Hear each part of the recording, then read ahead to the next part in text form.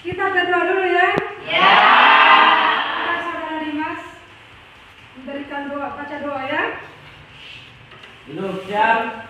Dan sebelum mengawali aktivitas pembelajaran pada pagi hari ini, marilah kita berdoa. Berdoa mulai.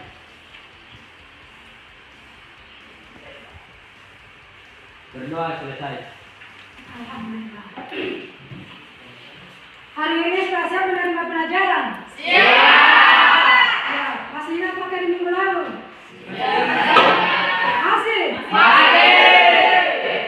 Minggu lalu materi apa? Tes Editorial. Tapi dia punya KD apa? Masih ingat? Satu, isi kebangsaan. Struktur itu adalah materi kita hari ini ya. Ya. Jadi minggu lalu itu tentang mengidentifikasi struktur tes editorial. Jadi hari ini kita pindah di menganalisis struktur dan kebahasan tes editorial. Nah, sebelum kita lanjut, pengertian editorial itu apa? Tes editorial. Ada yang masih ingat? Adanya itu mana? Saya tahu. Silakan. Editorial merupakan salah satu rubrik yang ada di media massa kita, keseluruhan, majalah atau buletin. Mantap. Ada jawaban yang lain?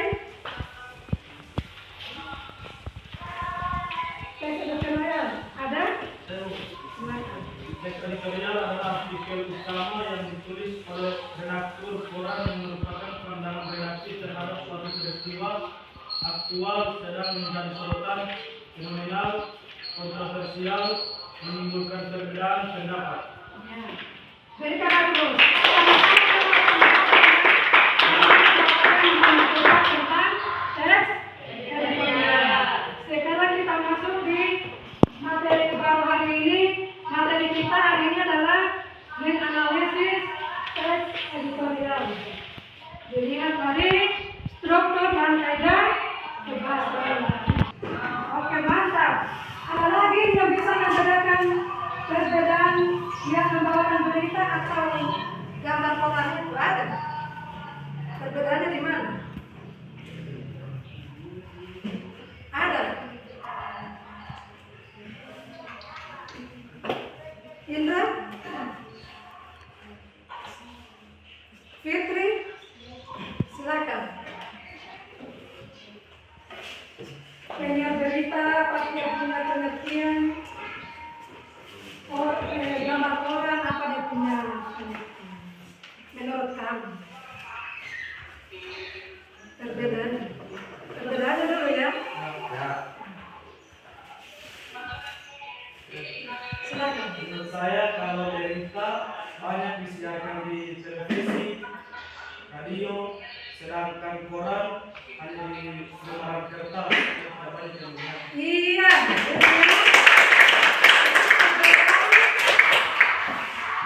Gambar koran dengan gambar penyiar berita. Penyiar berita berarti kita lihat secara langsung ya, melalui televisi, melalui HP. Tapi kalau koran berarti hanya kita sendiri atau kita pembaca sendiri yang lihat. Oke, kita lanjut. Tujuan kita hari ini adalah peserta didik dapat menganalisis struktur teks editorial berkaitan dengan bidang bekerja. Yang kedua, peserta didik dapat menganalisis kaidah kebahasan tentang teks editorial berkaitan dengan bidang pekerja. Itu tujuan kita hari ini. Sekarang kita masuk di struktur teks editorial. Nah, struktur teks editorial kira-kira ada 3 yang punya struktur ya. Yang pertama, pengenalan isu, ya? Pengenalan isunya bagaimana? Silakan. Pengenalan isu merupakan bagian pendahuluan teks editorial. Mantap. Ada jawaban lain? Kelompok 1. Kelompok 1 ini kelompok suara ini. Bagaimana tentang pengenalan isu?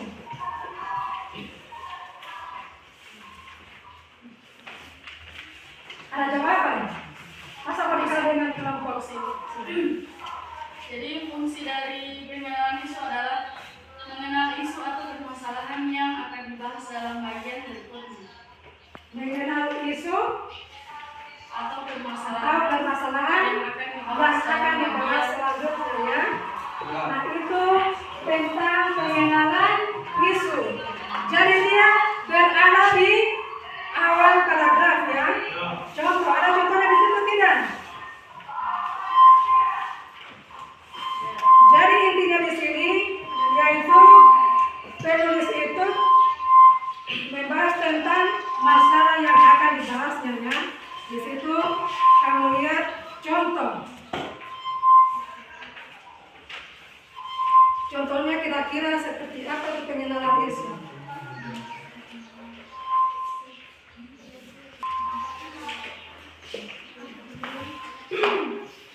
Sebelum wabah penyakit di Cina, nasib Ricardo Isti sedang di atas angin. Tahun lalu direktur kreatif ini, busana premium ikonik asal Inggris Burberry ini membuat gebrakan dengan melansir logo baru. Tadinya logo ini busana yang berdiri pada tahun 1856 ini bergambar prajurit perang menunggang kuda dan membawa senjata. Isti mengubah logo jadi huruf B yang terinspirasi dari inisial nama pendiri di busana yaitu Thomas Burberry. Nah, itu pengenalan isu dari teks editorial tentang wacana dampak virus corona. Masih ada jawaban lain? Pengenalan isu? Ada? Silakan. Kalau masih ada. Respon publik terhadap perubahan logo ini bisa dikatakan cukup baik. Terlebih lagi respon konsumen di Cina yang cenderung menyukai produk fashion yang memamerkan logo brand dengan jelas dan pada produk. Pada Juli 2019, China Morning Post melaporkan peningkatan penjualan Burberry di Cina ada di angka 2 digit pada kuartal pertama 2019. Ya mantap ya. Itu ada dari paragraf yang berapa itu? Kedua ya. Karena dia masih mengenai sudut pandang penulis ya. Itu masih membahas tentang isu atau permasalahan-permasalahan dalam paragraf. Ya. Itu contoh dari pengenalan isu. Atau masih ada jawaban lain? Ini Bu, ada Silakan. para milenial kelas menengah ke atas dari konsumen mayoritas yang membeli barang lewat media sosial setiap tanggal 17. Burberry melansir koleksi baru di Instagram dan WeChat. Menurut Burberry, penjualan di platform tersebut menghasilkan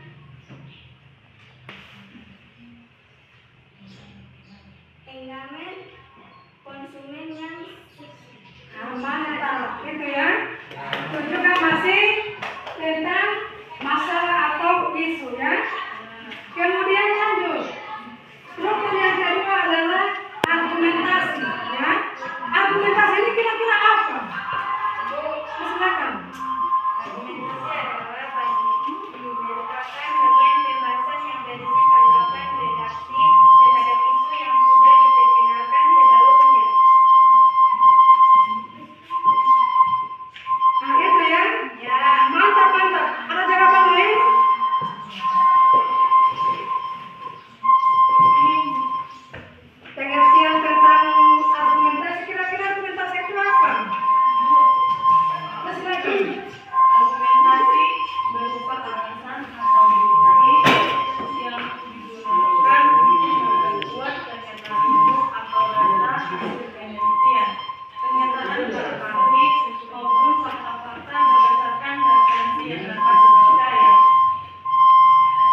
Kesemati itu kesemati. Itu jawaban sama-sama yang paling benar.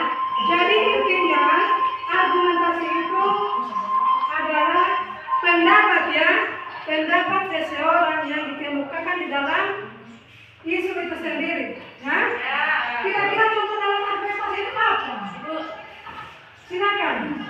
alih-alih meresmikan misi, diberi malah mesti menutup 24 toko dari 64 toko yang ada di Cina untuk mencegah penyebaran corona. Sampai sekarang pihak Burberry belum mempublikasikan jumlah kerugian akibat virus corona. Yang jelas, penurunan penjual barang fashion mewah di Cina itu benar terjadi dan bukan hanya dialami Burberry. Iya mantap. Itu dalam paragraf berapa itu? Ke-6. Nah, kalau di paragraf ke-6 dia ditandai dengan kata-kata apa?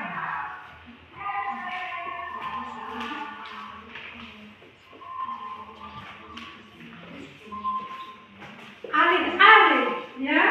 Karena itu dia pendapat, ya. Ada jawaban lain lagi? Ada memberikan contoh yang lain? Silakan.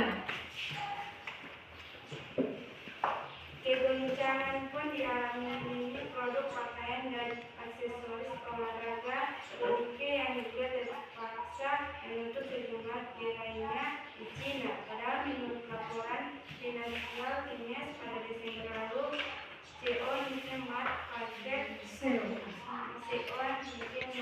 Parker menyatakan di hadapan media-media internasional bahwa ia tidak pernah merasa Ya.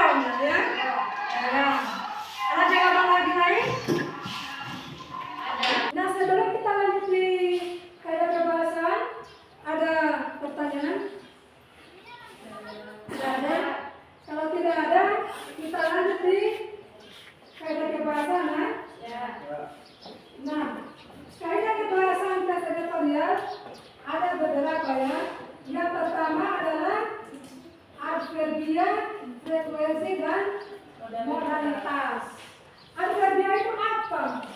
Nah, ada verba, ada apa lagi? Kata sifat.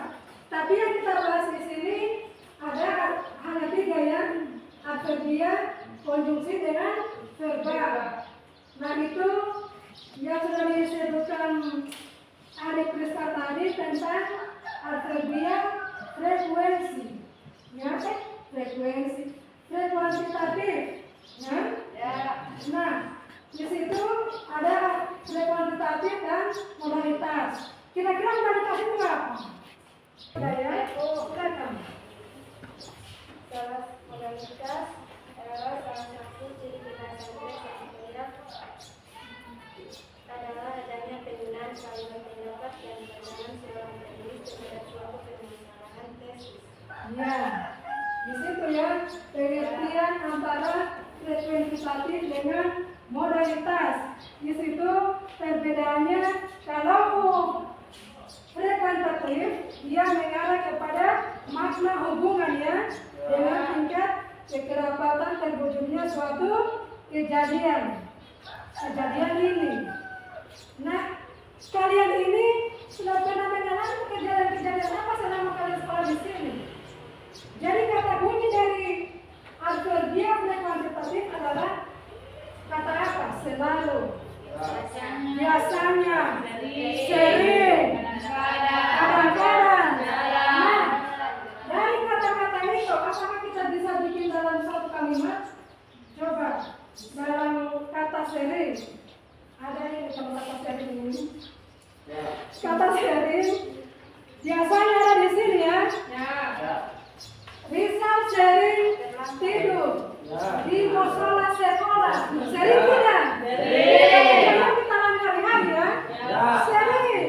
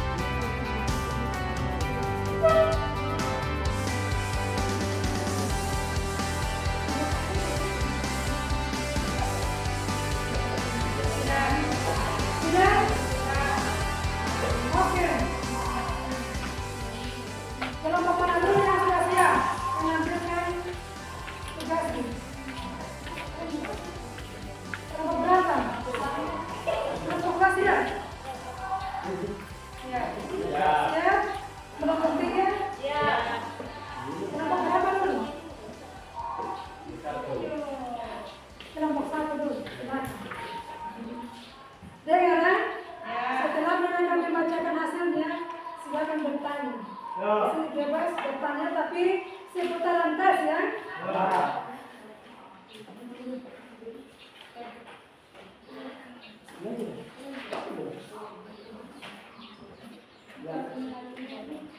Silakan. Assalamualaikum warahmatullahi wabarakatuh. Dalil.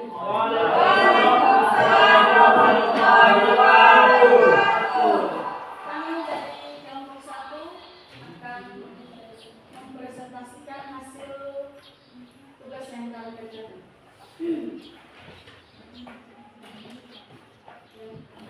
Yang pertama struktur. Yang pertama itu ada analisis struktur teks editorial berkaitan dengan bidang pekerjaan.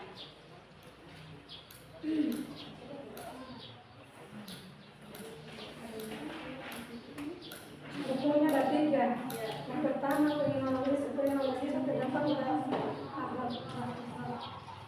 Ya, jadi pengenalan isu itu terdapat pada paragraf pertama. Yang kedua menyampaikan pendapat argumen yang terdapat di paragraf kedua, ketiga, dan keempat. Yang ketiga penegasan di paragraf kelima. Lanjut, analisa kebahasan teks editorial berkaitan dengan bidang kerja. Nomor 1, verba material yang terdapat pada teks di atas adalah jawabannya A. Dengar jawabannya. Nomor 2, berikut ini kalimat yang mengandung verba relasional adalah jawabannya B.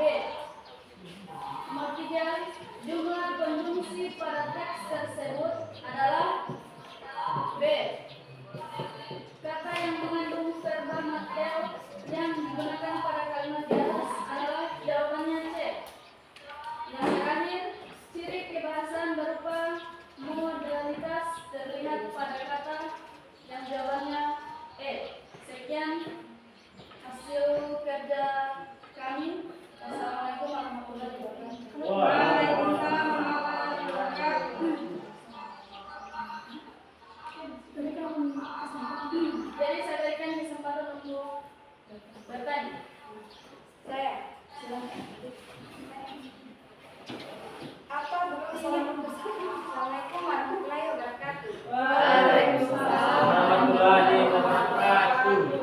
Saya akan menanyakan pertanyaan kepada kelompok 1. Apa buktinya bahwa itu menyatakan paragraf pertama? Ya, jadi saya akan menjawab pertanyaan dari kelompok 3.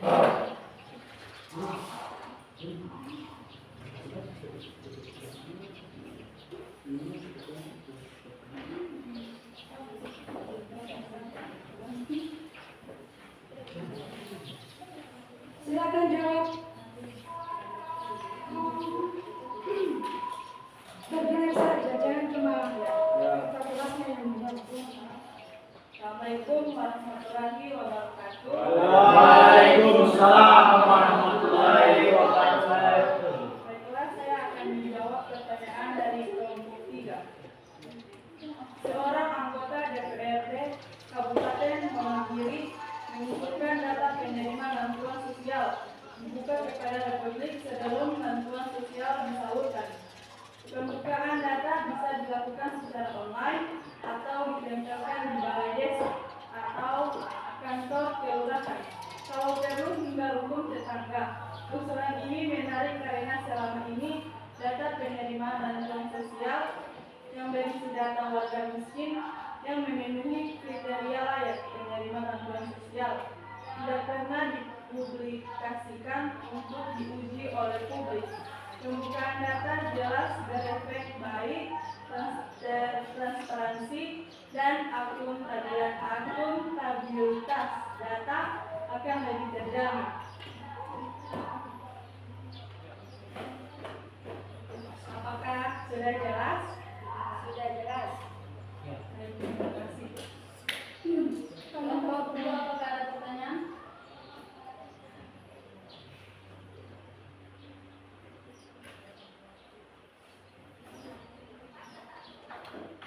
Bagaimana kelompok 2? Kalau tidak ada pertanyaan, silakan.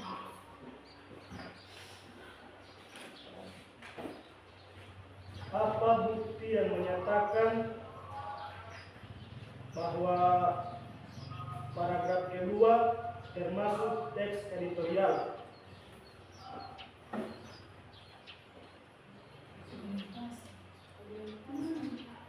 Bisa diperjelas pertanyaan?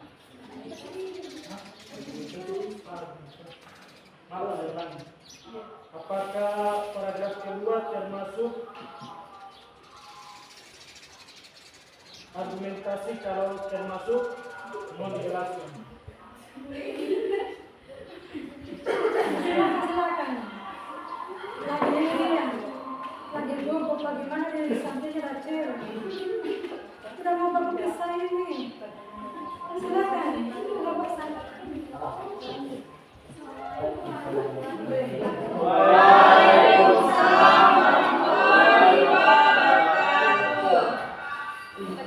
Baiklah, saya akan menjawab pertanyaan dari kelompok 2.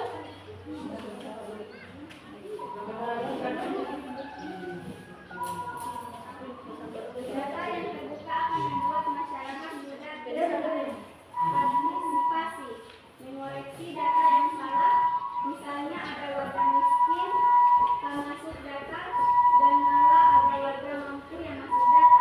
Sebenarnya proses pendataan warga miskin yang layak menerima bantuan sosial dalam kapasitas individu atau keluarga pasti dimulai dari bawah.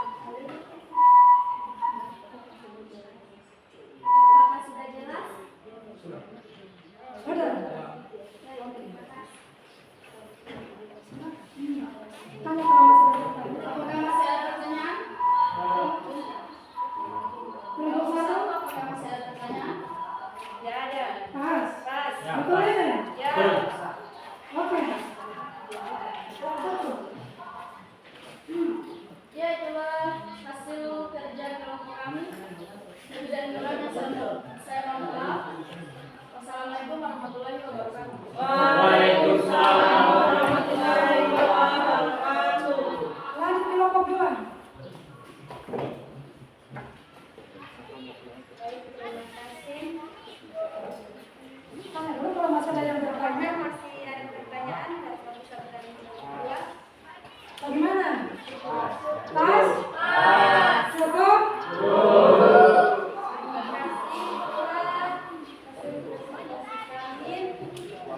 Jika ada kesalahan mohon maaf.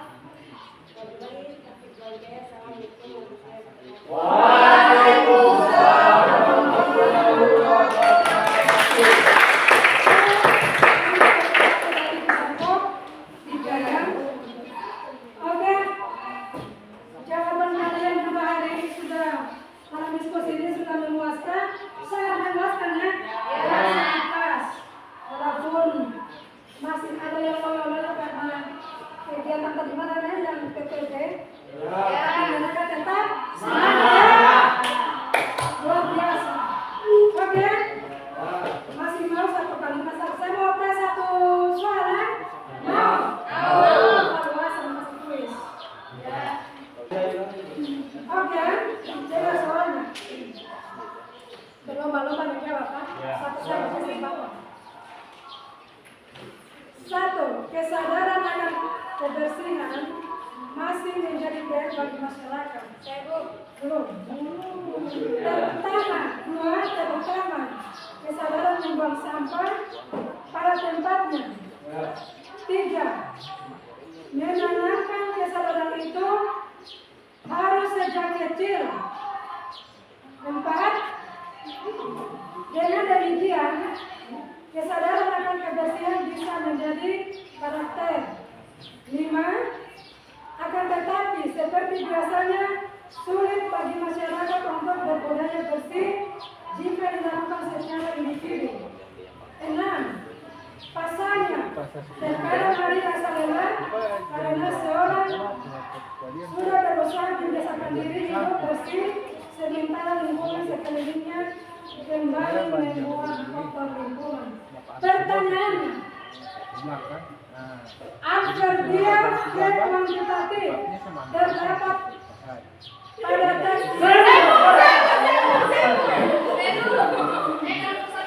Saya. Silakan. Bagian kelima. Kenapa? Jadi bagian lima. Apa alasannya? Kuantitatif. Ada alasannya? Dia memilih Jadi kira-kira alasannya kenapa dia memilih kuantitatif. Kuantitatif itu kata kuncinya apa? Akan tetapi.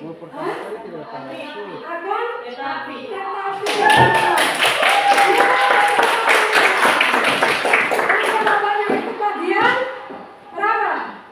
Jawabannya bagian keberapa? 5.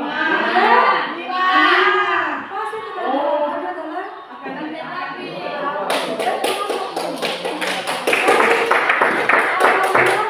Kalian serba SMK? Bisa. Bahasa Indonesia? Mantap. Kita hari ini tentang struktur teks editorial. Jadi siapa yang bisa menyimpulkan antara kedua struktur tadi? Ada yang bisa menyimpulkan sebelum kita tutup? Nah, sebelum kita tutup, kita simpulkan dulu materi kita hari ini ya. Struktur tes editorial adalah ada terbagi 3 ya. Yang pertama apa? Pengenalan. Kedua apa?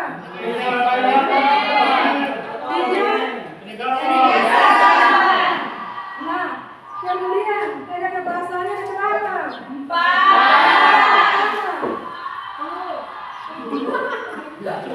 Apa yang pertama adalah adverbial. Ya, yang kedua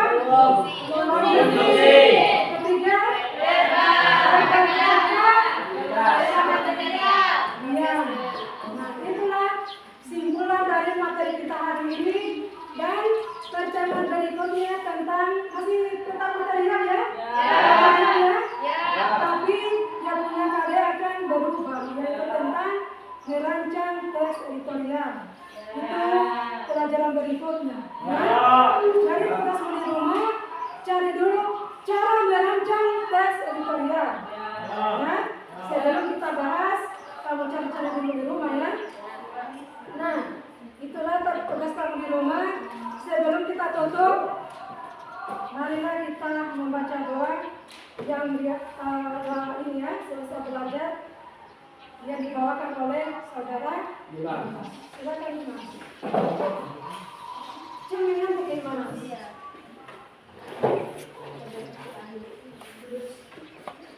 Gerak. Sebelum kita akhiri pelajaran pada pagi hari ini, marilah kita berdoa mulai.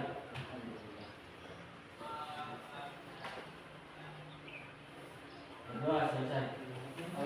Oke, materi kita hari ini kita cukup sampai sini. Nanti kita bertemu di sana di depan ya. Assalamualaikum warahmatullahi wabarakatuh. Waalaikumsalam.